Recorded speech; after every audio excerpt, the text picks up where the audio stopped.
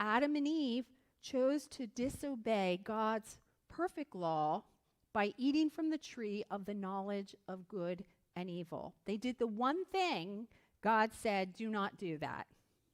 They sinned against God and received the just penalty for their sin as God had told them, which was death. Although it was not instantaneous physical death, they died spiritually.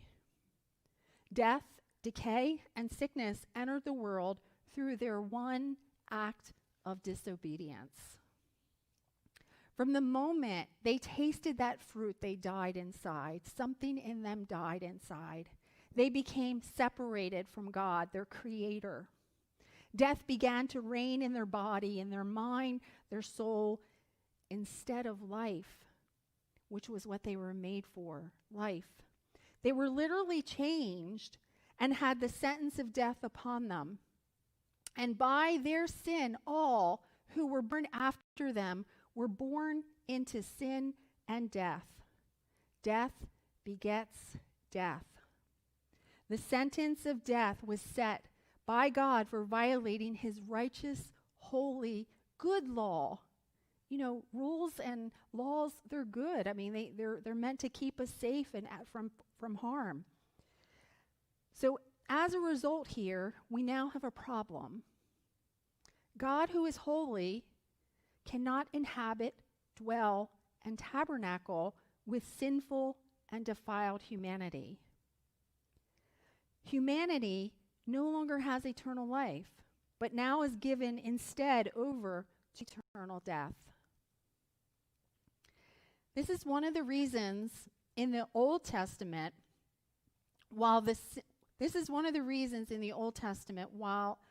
the sins of the people had to be atoned for, if you're familiar with some of the Old Testament, so that God could continue to dwell with him, because that's always been his heart, to dwell with people. And he's always been making a way for that to be possible. But in this scenario, in the Old Testament, everyone did not have direct access to God as we do today. We all have direct access to God through Jesus Christ.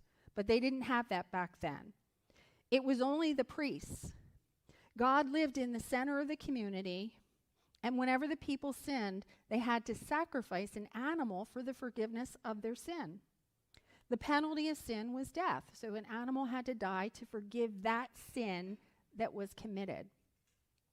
The animal took on the sin of the person had committed and was a sacrifice for the forgiveness of their sin. Every time someone sinned in the community, that sin needed to be atoned for. God had given specific regulations and practices on how that was to be done.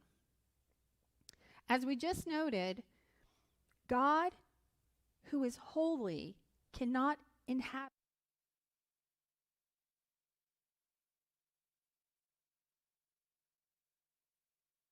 So as a result of sin entering the world, humanity no longer also had eternal life, but was now given over instead to eternal death.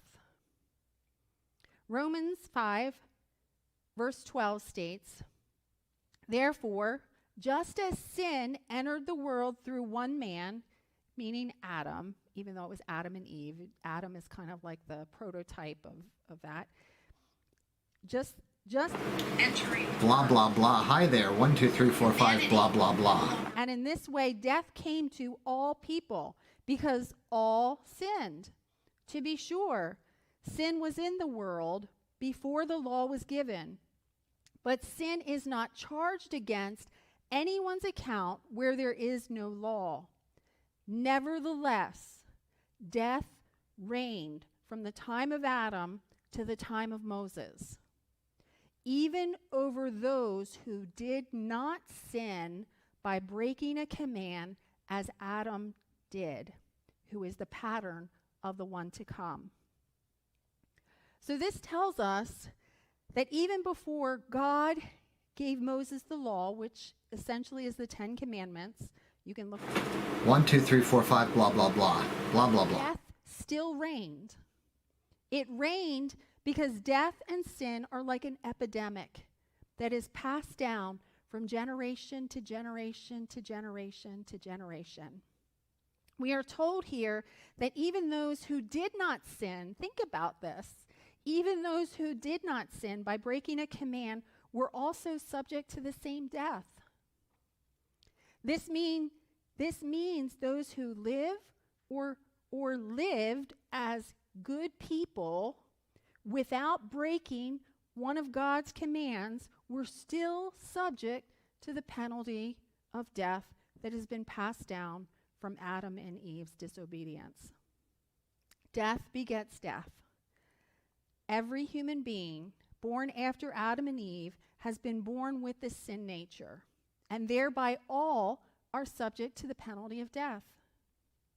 It is like death is in our DNA. Prior to Adam and Eve sinning, life was in our DNA. The Apostle Paul goes on to tell us, beginning in Romans 5, verse 15, but the gift is not like the trespass.